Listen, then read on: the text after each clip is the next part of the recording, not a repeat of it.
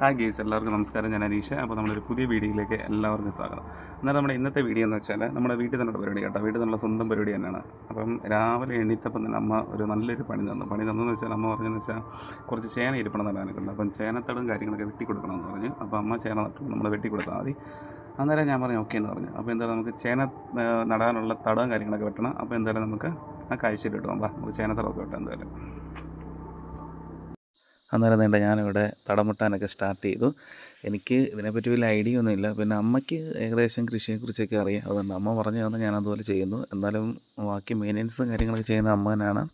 ഞാനെന്തായാലും കുറച്ച് ഒരു കുഴി പോലെ വെട്ടിയിട്ട് കൊടുക്കും. ബാക്കിയൊക്കെ അമ്മ തന്നെ ചെയ്തോളും. പിന്നെ കുഴി വെട്ടാനും പാടാണ് കേട്ടോ. നല്ലപോലെ തറഞ്ഞ് കിടക്കുക. കാരണം ഈ വലിയ മഴയൊന്നും ഇല്ലായിരുന്നല്ലോ. കാരണം ഇപ്പം 2 മഴ പെയ്ത് എന്നാൽ പോലും ഭൂമി നല്ല ഉറച്ച് കിടക്കുക. അപ്പോൾ തടം വെട്ടാനൊക്കെ ഇച്ചിരി പാടായിരുന്നു.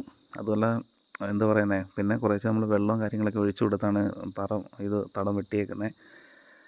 അപ്പോൾ തടം കാര്യങ്ങളൊക്കെ വെട്ടി. പിന്നെ അമ്മ ഇടയ്ക്ക് വന്ന് അമ്മ സഹായിച്ചു. അതുപോലെ തന്നെ വൈഫും ഉണ്ടായിരുന്നു, വൈഫും വന്ന് സഹായിച്ചു. അപ്പോൾ ഞങ്ങൾ 3 പേരോടാണ് ഈ തടമൊക്കെ വെട്ടിയത് കേട്ടോ.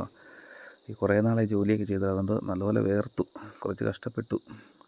അപ്പോൾ എന്തായാലും ഏകദേശമൊക്കെ നമ്മുടെ തടവും കാര്യങ്ങളൊക്കെ റെഡിയായി. അപ്പോഴത്തേന് അമ്മയാണ് ഈ ചേനയും ഇതൊക്കെ ആണെങ്കിൽ ഈ ചാണകപ്പാലിലത് മുക്കി വെക്കണം. അപ്പോൾ അതൊക്കെ മുക്കി വെച്ചു.